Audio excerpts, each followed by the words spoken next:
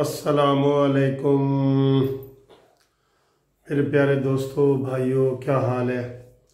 आज 9 मार्च है, मंडे है और आपके सामने मैं एक नई वीडियो के साथ हाजिर हूँ। लेकिन आज की वीडियो बिल्कुल डिफरेंट है और ये गैर सियासी है, या इसको सियासी भी कह लें। इसको आप कर नहीं सकते कि ये सियासी है या गैर सियासी है। साकिब निसार के हवाले से दोस्तों बात करना चाह रहा हूँ और उनके बेटे की शादी के हवाले से। वैसे तो हम ये मामला जो है ना ये नहीं उठाते वीडियो में, क्योंकि ये ज़ाती मसला होता है।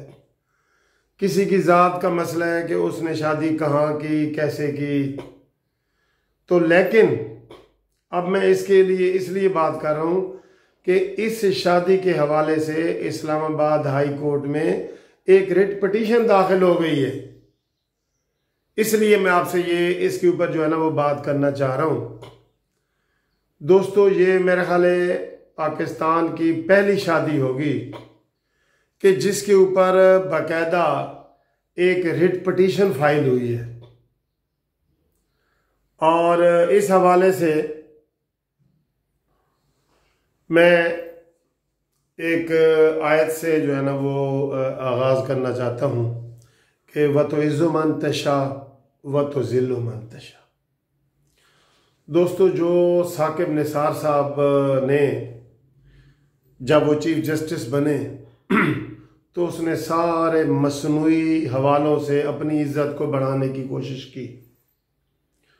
हर केस में सुओ मोटो लिया, बनता था या नहीं बनता था, जिसके ऊपर नहीं बनता था, यानी कि 99% वाले तो ऐसे सुओ मोटो थे जिनके ऊपर केस नहीं बनता था। ये हमारी तमाम वकला की, जजेस की, सबकी ये राय है तकरीबन मुत्तफ़िक़ तौर पे कि साकिब निसार ने अदालती अहकामात जो किए हैं वो अपनी डोमेन से बाहर निकल के किए हैं, अपने दायरा इख्तियार से बाहर निकल के किए हैं। जो उसने चंदे जमा किए हैं डैम वगैरह से, वो उसने अपनी डोमेन से बाहर निकल के किए हैं, अपने दायरा इख्तियार से बाहर निकल के किए हैं। तो इस तरह उसने अपनी मसनूई इज़्ज़त में इजाफा किया। बड़े बड़े जुलूस लेके कॉलेजों में, यूनिवर्सिटियों में, हस्पतालों में दौरे किए, जैसे वज़ीर आज़म करता है, वज़ीर आला करता है। तो हम सब लोग हैरान होते थे कि यार ये साकिब निसार साहब को क्या हो गया। तो चूंकि उसका एक जैसे नैब न्याजी है, इस हवाले से एक गठजोड़ था, उसने नवाज शरीफ साहब को नाअहल किया और इमरान खान को सादिक और अमीन डिक्लेयर किया। तो मेरा ख्याल है वही जो ज़्यादती हैं ये साकिब निसार साहब कर गए हैं ना, तो उस हवाले से ये साकिब निसार साहब की जो है ना बेइज्जतियाँ हो रही हैं और उनको तजलील किया जा रहा है। और आज बाकायदा एक रिट पिटीशन फाइल की गई है जिसमें दोस्तों ये लिखा गया है रिट पिटीशन में कि 10 करोड़ रुपया इस शादी पे लगा है। और जिसमें यह भी बताया जाता रहा है कि जो दुल्हन का ड्रेस था शादी वाला वो 1.5 करोड़ रुपए का था, जो इंडिया से तैयार होके आया था।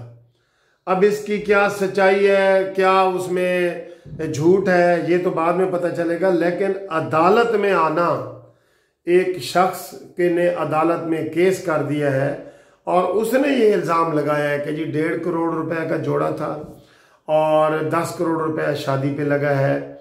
और उसने और भी बातें लिखी हैं और उन्होंने थोड़ी सी ये ज़्यादती वाली बातें भी लिख दी हैं कि जजेस ने उस दिन सुप्रीम कोर्ट में लाहौर में बेंच अपना बना दिया और शादी में शिरकत की 3 दिन, जुमेरात, जुम्मा, हफ्ता। तो दोस्तों बात ये है कि ये बात जो है ना, जैसे मैंने कहा है कि वह तो इज़्ज़ु मन तशा व तो ज़िल्लु मन तशा। साकिब निसार ने, ये हर बंदा मानता है कि अपनी मसनूई इज़्ज़त बनाने की कोशिश की। तो होना तो ये चाहिए था कि साकिब निसार जितना बड़ा उसका नाम था, ठीक है, और साकिब निसार की वजह से दूसरे जजेस की भी बेइज्जती हुई है। जो दूसरे जज हैं या जो शादी के दूसरी पार्टी है उनकी भी साकिब निसार की वजह से उनको भी खिफत उठानी पड़ रही होगी, जाहिर है। क्योंकि नाम आ रहा है, तस्वीरें आ रही हैं, उसके ऊपर कमेंट्स आ रहे हैं, गंदे गंदे दुल्हा दुल्हन की तस्वीरों के ऊपर नीचे सारा कुछ लिखा जा रहा है। तो ये साकिब निसार की वजह से दूसरे जजों की भी, जो ऑनरेबल जजेस हैं, उनकी भी बेइज्जती हो रही है। ठीक है, एक ये TADA के मसले वाले हवाले से, फिर दुल्हन के वालिद साहब के हवाले से, तो उनका कोई कसूर नहीं, लेकिन ये साकिब निसार की वजह से। तो दोस्तों ये इबरत का निशान है, यकीन करें इबरत का निशान है।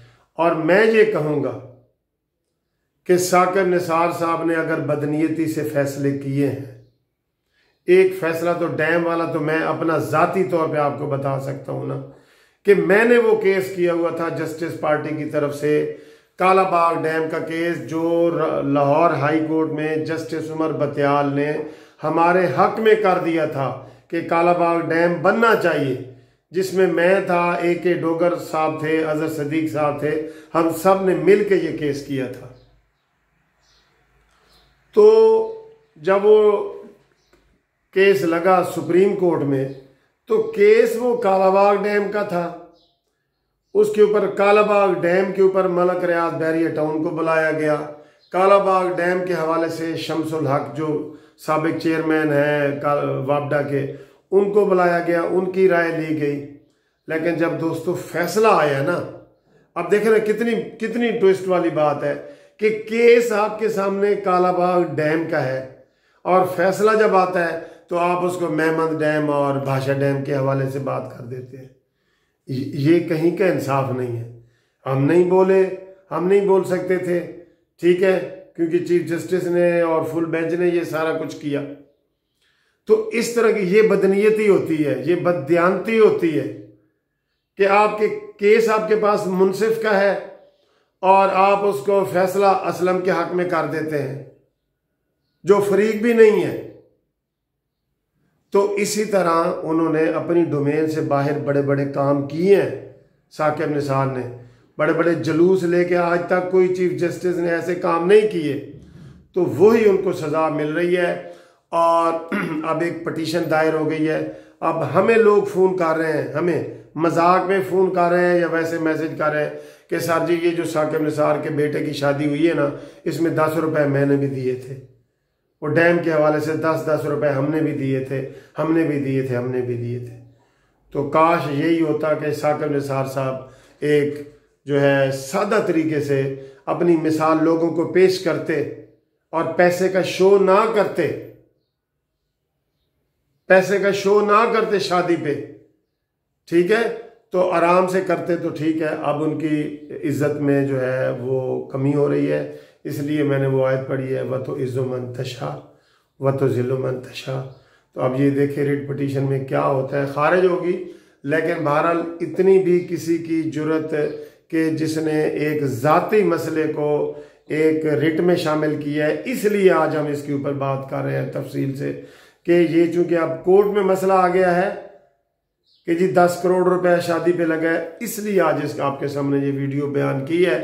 तो ये दूसरों के लिए सबक है कि और साकिब निसार भी तौबा तायब करें और लोगों को आके बताएं कि उन्होंने जो सियासी फैसले किए हैं वो किस दबाव में थे।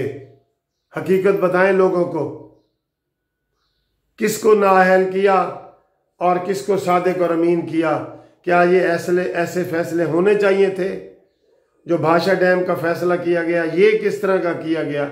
इस तरह की ये सारी वजाहतें आके अपने गुनाहों का कफारा अदा करें और लोगों के सामने आके बताएं, फिर वो दोबारा से इंशाल्लाह उनकी जो इज़्ज़त बहाल हो जाएगी कि मैंने ये गलतियां की हैं अपनी ज़िंदगी में, अपनी हयात में।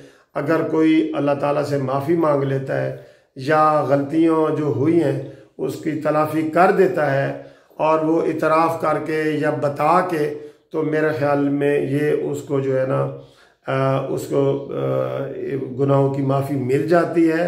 और मरने से पहले हर बंदा जो है ना इसलिए अपनी गुनाहों की माफ़ी मांगता है और तौबा के दरवाजे खुले होते हैं। तो साकिब निसार साहब, हम आपसे कहते हैं कि अगर आपने प्रेशर में आके ये फैसले किए हैं तो मुल्की मफाद में आके हमें बताएं, एक प्रेस कॉन्फ्रेंस करें और लोगों को बताएं कि मुझसे ये गलती हुई है और मुझसे ये गलती हुई है, फिर भी जो है ना आपकी तलाफ़ी हो जाएगी। बहरहाल व तो इज़्ज़ु मन तशा व तो ज़िल्लु मन तशा। खुदा हाफ़िज़।